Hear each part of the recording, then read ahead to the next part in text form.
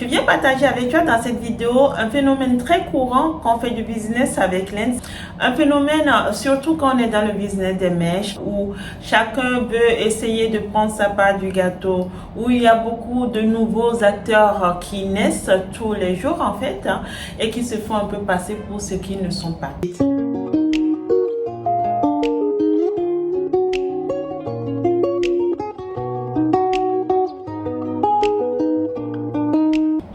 Hello, coucou les amis, j'espère que vous allez bien. Moi, je suis fatiguée. Je suis très fatiguée. Je viens juste de faire 15 heures de vol de Paris jusqu'à ma destination finale en Inde. Donc, 15 heures de vol, c'est éprouvant.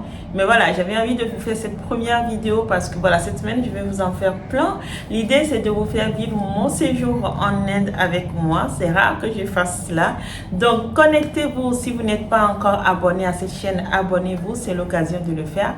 Cliquez sur la cloche de notification pour ne rien manquer de mes prochaines vidéos. Sur cette chaîne, je te parle de business avec l'Inde. Mais je te parle aussi beaucoup de cheveux parce que moi-même, je suis dans le business des cheveux. Je te vends sur mon site internet www.cnoe.com des cheveux indiens de vrais horaires pour te sublimer. Je te les fais en gros, mais je te les fais aussi au détail. Donc, tu peux tout à fait acheter des cheveux juste pour te faire belle, comme tu peux aussi acheter des cheveux en plus grosse quantité pour revendre, que tu sois propriétaire d'un salon, propriétaire d'une boutique de coiffure ou encore que tu coiffes à domicile. Voilà, je suis ouverte à tous les projets. Ça me fait un grand plaisir de répondre à tout le monde et de satisfaire tout le monde. Donc, je te le disais, je viens d'arriver en Inde pour rencontrer mes fournisseurs comme j'aime bien le faire. Et donc, je vais partager des choses toute cette semaine avec toi. Mais aujourd'hui, j'avais envie en fait de partager un phénomène que j'observe de plus en plus en Inde. Alors, certains fournisseurs qui se montrent un peu inexistants une fois qu'on est dans leur pays.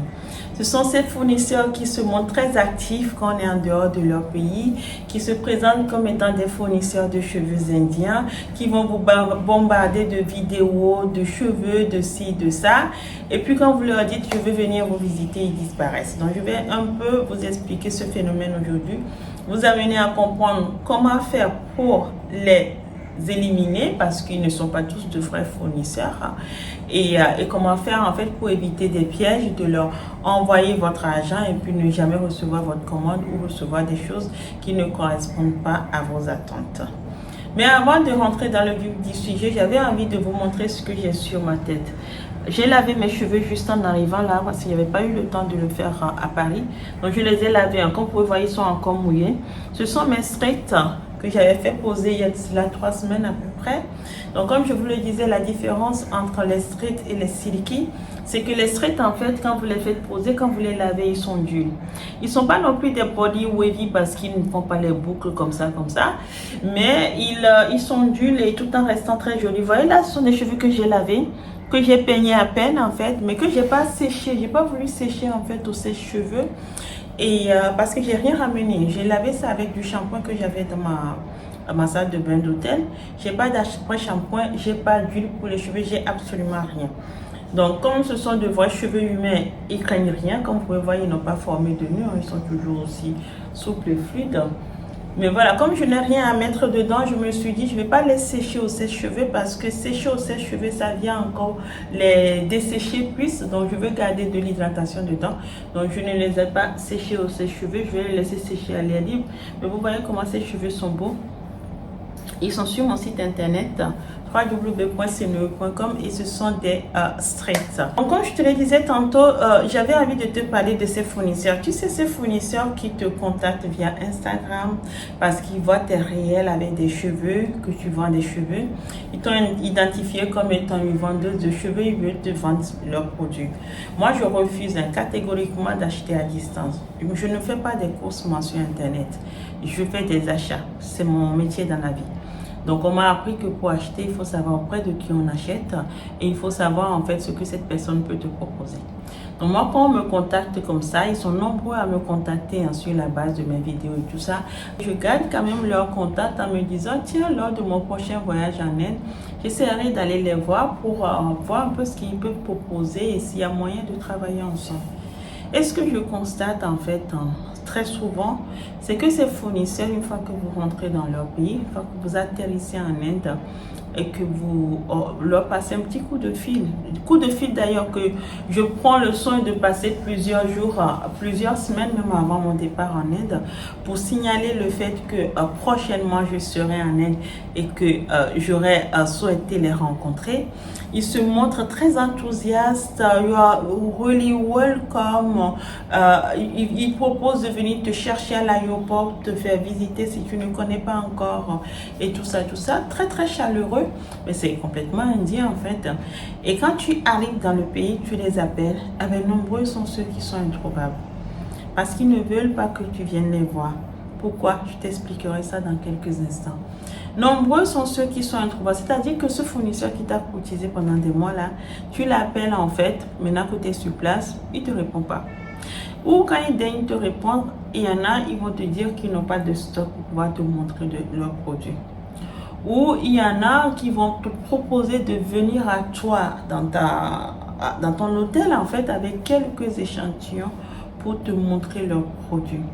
Alors c'est de ça que j'ai envie de te parler aujourd'hui. Si tu te retrouves face à la même situation que moi, mais vraiment refuse. Bon, moi j'ai de la chance, ça fait quelques temps maintenant que je fais ce business. Avant de venir en Inde, en fait, je programme déjà tout mon voyage. C'est-à-dire que du début jusqu'à la fin, je sais ce que je vais faire. C'est-à-dire que là, je viens d'arriver, là, on est le dimanche. J'ai lavé mes cheveux comme vous avez vu. Je vous fais cette petite vidéo et après, croyez-moi les amis, je vais dormir jusqu'à demain. Parce que je me suis prise 15 heures de vol, là je suis très fatiguée.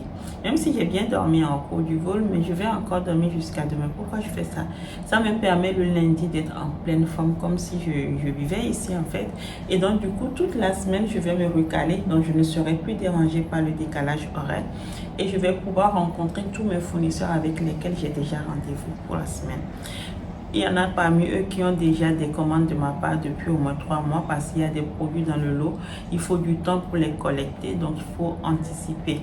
Je vais les rencontrer à partir de demain, checker la qualité de ces produits, valider, payer et les faire expédier vers la France. Parce que je ne peux pas tout emporter avec moi. Quand je viens en Inde, les fournisseurs que je connais déjà, qui m'ont déjà livré sur Paris, ce que je fais, c'est que je fais expédier leurs produits vers Paris pendant que moi-même je suis ici. Et pour mon départ, je vais remplir mes valises et certains cartons seulement de nouveaux produits que j'ai pu aussi récupérer auprès de nouveaux fournisseurs. Donc ça, c'est déjà bouclé. Mais entre deux, les petits creux que je peux avoir ici et là, j'aime bien les combler pour rencontrer de nouveaux fournisseurs. C'est ce qu'on appelle du sourcing. Ça me permet de voir leur usine, ça me permet de voir leurs produits et ça me permet surtout de prendre les échantillons que je vais tester après pour pouvoir mieux me projeter pour que lors de mon prochain voyage, ils soient des fournisseurs auprès desquels je peux acheter quelque chose. Mais je te disais en fait qu'il y en a plein dans ce lot. Quand tu viens dans leur pays, une fois que tu es sur place, tu veux les rencontrer, ils sont introuvables. Ils vont te dire ou ils n'ont pas de stock, donc du coup, celui-là qui t'a donné envie pendant des mois, tu es là mais tu ne peux pas le voir. Ou ils vont vouloir venir te rencontrer à ton hôtel et quand tu dis non, je voulais saisir l'occasion pour venir voir un peu comment tu travailles, ton environnement de travail, tes outils et tout ça, eh bien, ils sont abonnés absents. Et pourtant, ce sont les mêmes qui vont passer leur temps à t'envoyer des vidéos, des gens qui ont dit que leurs produits sont de qualité, machin chose, bref. Donc, j'ai envie de te dire d'éviter ces fournisseurs. Pourquoi?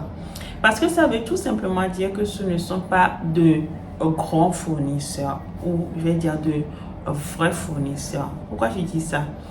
Un fournisseur, c'est quelqu'un qui produit quelque chose qui revend. Mais un fournisseur, ça peut être aussi un grossiste, quelqu'un qui achète quelque chose qui revend. Mais entre deux, il peut y avoir aussi des gens qui sont des traders.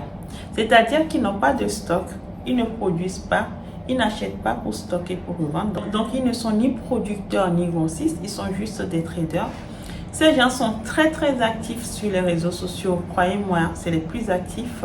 Et donc, c'est quand tu leur passes ta commande qu'ils vont maintenant aller acheter en fait auprès de différents fournisseurs eux-mêmes pour t'expédier, pour te vendre. Et c'est là où on peut se retrouver facilement avec des problèmes de qualité. Voilà, si on ne veut pas de problème qualité, autant bien connaître son fournisseur, autant s'assurer que si c'est un grossiste, c'est un grossiste sérieux. C'est-à-dire que c'est un grossiste comme moi, par exemple, qui connaît moi-même mes fournisseurs, qui a des cahiers de charges avec ses fournisseurs, s'il te garantit en fait d'avoir des produits de bonne qualité. Ou c'est un fournisseur en fait qui lui-même produit, il a ses usines, il part collecter ses cheveux, il les traite et te le revend après. Mais si tu n'as pas ces deux-là, c'est-à-dire quelqu'un qui va collecter lui-même ou encore quelqu'un qui est grossiste et qui connaît en fait ses producteurs, n'achète pas. Ces gens-là qui te courtisent là, quand tu es à Paris ou quand tu es en Afrique ou en Amérique et que ils t'incitent à te déplacer ou en tout cas ça te donne envie de te déplacer et tu viens, tu ne les trouves pas, n'achète rien chez eux parce que non seulement tu vas acheter les produits chers chez eux puisque ce ne sont pas eux qui produisent et qu'ils n'ont pas de stock, automatiquement ils vont les acheter cher pour venir te revendre cher. Déjà que les cheveux indiens sont déjà des cheveux assez onéreux, il ne sert strictement à rien de venir jusqu'en Inde pour rajouter ses frais. Ces gens-là, ils vont te vendre des choses dont ils ne maîtrisent absolument pas la qualité. Donc, quand tu as des problèmes de qualité, tu ne peux pas te retourner contre eux. Et ces gens-là, en fait, vont juste te faire perdre ton temps. Voilà ce que j'avais à te dire aujourd'hui. Si tu as appris quelque chose dans cette vidéo, je t'invite à la liker, à la partager et abonne-toi si ce n'est pas encore fait. Très bon dimanche à toi. Au revoir.